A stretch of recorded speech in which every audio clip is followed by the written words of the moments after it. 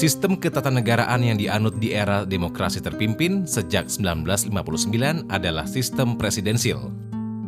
Dalam menjalankan tugasnya, eksekutif atau kabinet bertanggung jawab kepada presiden, bukan parlemen.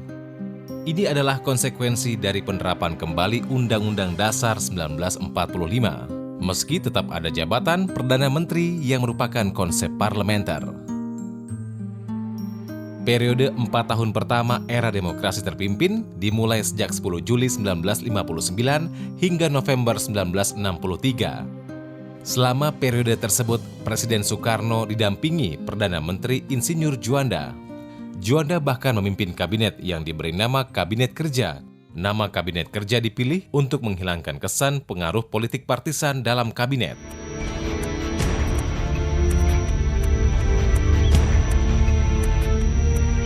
Inilah kontroversi di era demokrasi terpimpin. Posisi Perdana Menteri sebenarnya tidak dikenal dalam Undang-Undang Dasar 1945. Meski kedudukan Perdana Menteri di era demokrasi terpimpin berbeda dengan Perdana Menteri di era demokrasi parlementer. Di era demokrasi terpimpin, kedudukan Perdana Menteri berada di bawah Presiden, ditunjuk dan bertanggung jawab kepada Presiden. Dia adalah Menteri Utama. Era Kabinet Kerja berakhir pada 13 November 1963 saat Juanda meninggal secara mendadak akibat serangan jantung. Sebenarnya meninggalnya Juanda itu Bung Karno betul-betul kehilangan besar. Tidak ada tangan yang bisa menerima idenya, yang bisa dalam batas tertentu mengerem. Setelah Juanda mangkat, Soekarno merangkap jabatan sebagai Perdana Menteri.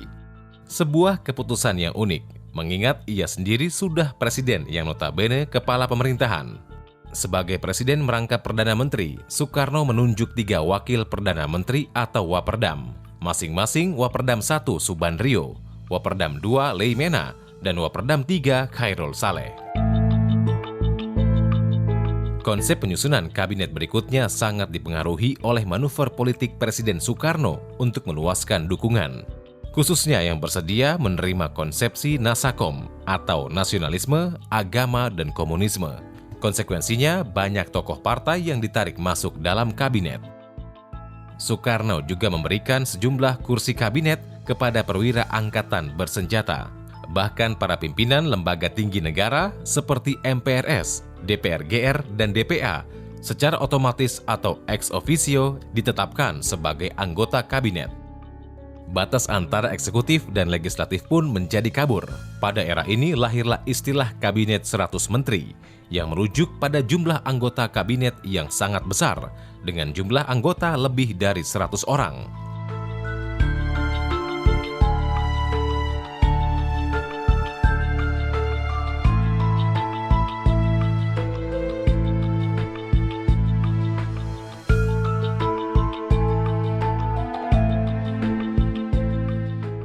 Tahun 1963, MPRS mengeluarkan TAP MPRS nomor 3 tentang pengangkatan Soekarno menjadi presiden seumur hidup. Ini sejatinya tak melulu kehendak Soekarno. Saat itu Indonesia disebut-sebut sebagai negara dengan jumlah anggota Partai Komunis terbesar kedua di dunia setelah Uni Soviet. Nah, pada saat itu ada pemikiran dari musuh PKI, apakah perlu diadakan pemilihan umum yang berikutnya? Karena kalau diadakan ya kemungkinan PKI itu akan menang gitu. Jadi makanya muncullah gagasan misalnya untuk mengangkat Soekarno itu sebagai presiden seumur hidup sehingga tidak perlu lagi ada pemilihan umum. Peristiwa Gerakan 30 September 65 menjadi awal berakhirnya era demokrasi terpimpin dan juga menandai akhir dari kekuasaan Presiden Soekarno. 20 tahun berkuasa, Indonesia hanya menggelar 1 kali pemilihan umum dan belum berganti presiden. Pasca peristiwa G30S, kekuasaan Presiden Soekarno makin tersudut. Terlebih dengan adanya surat perintah 11 Maret atau Super Semar yang menjadi kontroversi hingga hari ini. Lebih banyak jenderal yang senior daripada dia, tapi karena jenderal yang senior ini sudah terbunuh dan Soeharto yang muncul. Jadi Soeharto lah yang paling diuntungkan dari gerakan 30 September ini.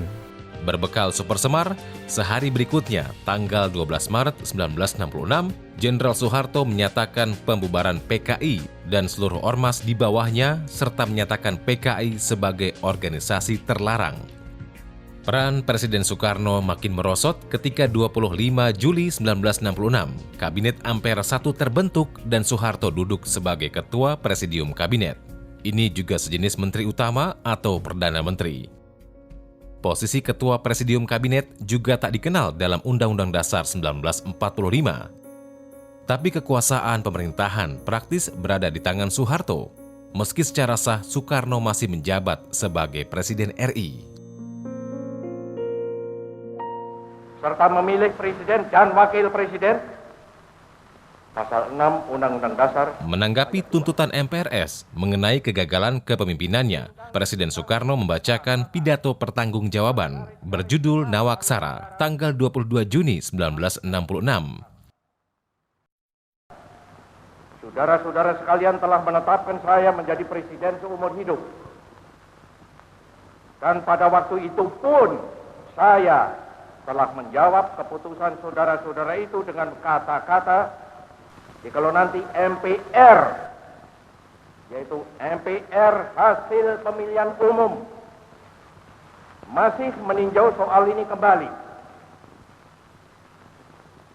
Dan sekarang ini pun, saya masih tetap berpendapat demikian. Setelah melalui serangkaian sidang yang berlarut-larut, MPRS akhirnya menolak pidato pertanggungjawaban Presiden. Kekuasaan Soekarno sebagai presiden berakhir ketika MPRS pada sidang istimewa 12 Maret 1967 mencabut mandat dari Soekarno dan menetapkan Jenderal Soeharto sebagai pejabat Presiden Indonesia. Keputusan tersebut dituangkan dalam TAP MPRS nomor 33 tahun 1967. Dalam TAP MPRS tersebut dijelaskan bahwa posisi pejabat presiden akan dipegang oleh Soeharto sampai terbentuknya MPR hasil pemilu yang akan menetapkan presiden baru secara definitif. Sejarah berulang, kepentingan politik mengalahkan aturan dalam sistem kenegaraan. MPR yang bukan hasil pemilu menetapkan seorang presiden baru yang kelak bahkan berkuasa selama 32 tahun.